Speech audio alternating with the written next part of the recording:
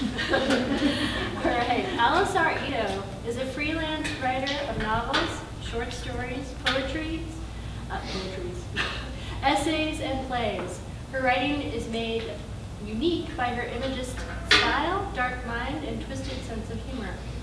After graduating from UT Austin, she briefly ran her own business before returning to her original passion for writing. Over the years, her work has come to span realistic fiction, comedy, horror, sci-fi, and now with the publication of her first book, dark fantasy and the paranormal. Her debut novel, Fate of Smoke, is the first book of a trilogy entitled the Soulfire Series. She is now living and working in Austin, Texas, and looking forward to the publication of the second book in her trilogy in the summer of 2018. Please welcome Alisar.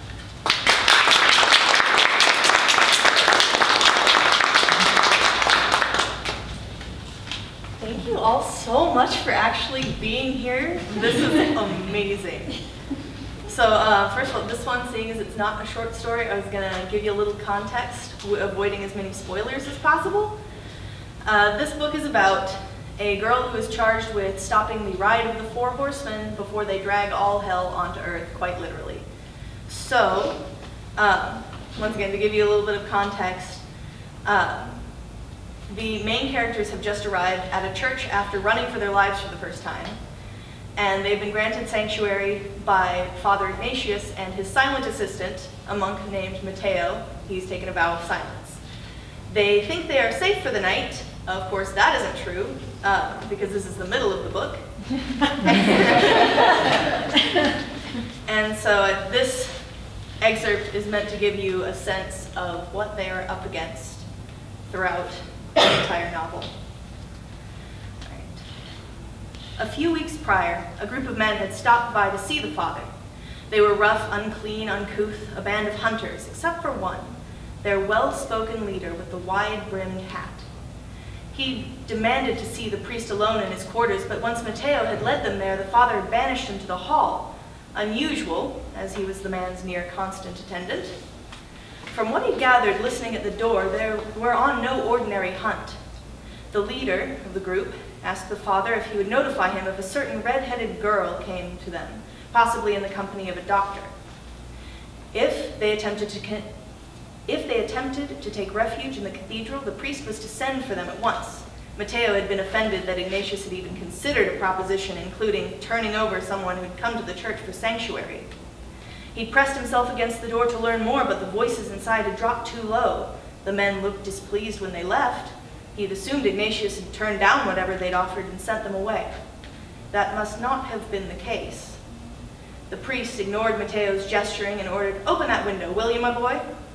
The reluctant monk did as instructed, pulled aside the drapes, undid the latch, and was bowled over by the shutters as they flew open with a whipping gust of wind.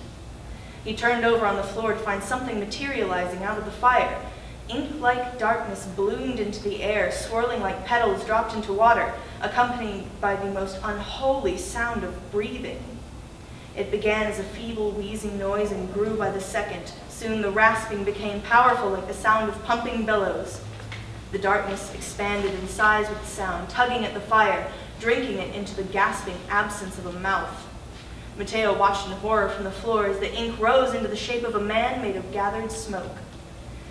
It was the man from before, he was sure of it, though the shadow's only features were two eyes like glimmering coals and the long, dark line of his hat.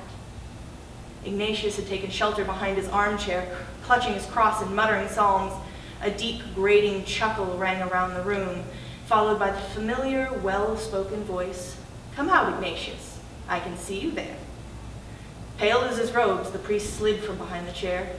"Lord Goshire, I summoned you as soon as I could. They arrived not an hour ago to stay the night. They're here now, the girl with the red hair and the doctor. I did the best The priest trailed off with a bowed head. His hands shook violently around his crucifix. "You've done well. There's no need for fear," the form comforted. Matteo shook his head to try and rid himself of the hallucination. The scene did not fade. "Then, am I safe? The reward," Ignatius ventured. "Oh, I remember what I promised you. Safety in the coming times, immunity from the ride of the horsemen, kingship in the new world that's upon us." The form took a deep breath. The fire reached towards him from the hearth as he did, dying back as he let out a sigh. "Feed the fire," he demanded. "It's getting cold, don't you think?" Ignatius crept with trembling bones to the corner of his desk where he'd left a powder. He poured another handful and threw it into the flames. The fire went white once more and clambered higher. "More," the apparition ordered. Ignatius threw in another palmful. "More." At the shadow's command, Ignatius shuffled closer and emptied the entire bag above the blaze. The fire swelled until an explosion of light forced the priest to stumble back and shield his eyes. The flames roared high up the flue as if pulled by an unseen force. A growl issued from the chimney, followed by the scraping of claws against brick. Something large stirred in a hidden space. It moved closer, its grunting breath splashing ash and embers off the burning wood onto the rug. A nightmare emerged from the fire, taking solid form as it clambered forth, the smoke knitting together to create it. As it condensed, Matteo could see the creature's teeth, long talon-like strikes of bone. It seemed to be bearing them, but he soon realized it had no lips to cover them at all. With another rumble of exertion, the beast pulled itself forward out of the hearth. Fabric of the rug crumpled in the beast's grip as its massive body entered the room. Matteo could see most of its fog-gray bulk easily, 7 feet long, 5 feet at the shoulder. No feet to be seen, but heavy footsteps like the fall of gigantic paws could be heard every time the creature drifted forward. It circled the room, its bending sides shining silver as it turned, coming to the fire to open its maw and drink. Flames poured into its throat, feeding the smoke of its body until it took shape. Naked sinew wrapped it like wire, its form resembling a gargantuan, skinless lion. Its muscular ribs expanding and contracting, both building and devouring the fire with thunderous breaths as it drank. "Fumus," the dark figure of a man called out. The beast responded instantly. Its head snapped away from the fire. It ran towards it, stopping only inches away. He instructed it in Latin, "Hebeo mandatum tibi." As soon as he'd uttered the word, the creature sank and lay at his feet. Matteo wished he didn't understand, but from years of copying texts, he knew exactly what the man had said. "Find the girl, the bright one. Find her and take her light, and the light of anyone who gets in the way. Do it quickly, before there's a chance to escape. Understand?" The beast writhed with perverse excitement, undulating like a snake, and to Matteo's eternal horror, it spoke. Struggling, it croaked a single mortifying word, "Manducor." "Yes, Fumus, Manducor," Gashai repeated lovingly as if to a child. The creature let out an exhilarated shriek like the cry of 10 men in the throes of agony. Matteo covered his ears and curled into a ball, contracting from the sheer ruthlessness of the sound. Sickness rising in his throat to think what was about to happen to the people who'd come to stay. The word Manducor meant eat. The shadow man held up his hand and the beast froze, and watched him travel to Father Ignatius. The old man could barely stand. His grip on the armchair was the only thing keeping him from the ground. "Now, as to your reward," Gashar began. "Yes," Ignatius whispered, breathless with relief. "Yes, my liege. You've done well, especially for a holy man, no experience dealing with demons." The man chuckled darkly and drew close to the priest's face. "However, there's one thing you should have assumed about us. We like to lie." He seized the old man by the throat, his fingers gathering the paper skin, and threw him to the ground. The beast leapt upon him, inciting a myriad of screams, prayers, shrieks, gurgles, and eventual silence. Matteo lay trembling on the floor. The smoke of the beast's body had shielded his eyes from most of the attack, but when it rose, blooded, the shriveled form of the father lay motionless. His eyes and mouth, open in shocking pain, were dripping black tar-like liquid. It oozed down his face and pooled around his head like a dark halo.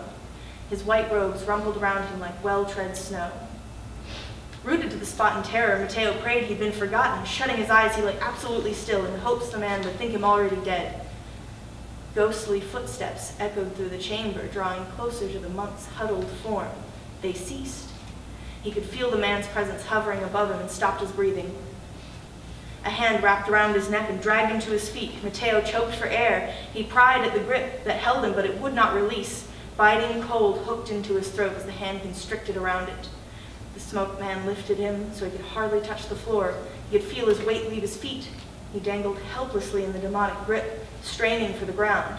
"Brother, perhaps you'd be kind enough to tell us where your guests are sleeping. In light of what you've just seen, I don't think I need to explain the alternative." The man indicated with a graceful wave to the place where the priest lay bleeding. The beast lingered beside the body. Matteo could not tell if it had eyes, but he could feel its hungry gaze. The vice around his neck loosened ever so slightly, just enough for a gasp of air. Formulating a lie, the monk pointed skywards. "Up? How far?"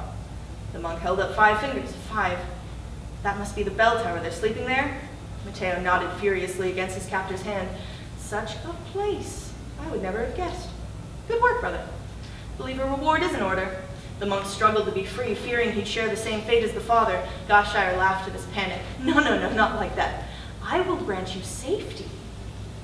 Then the man leaned in and breathed. "Pity the only safe ones are dead."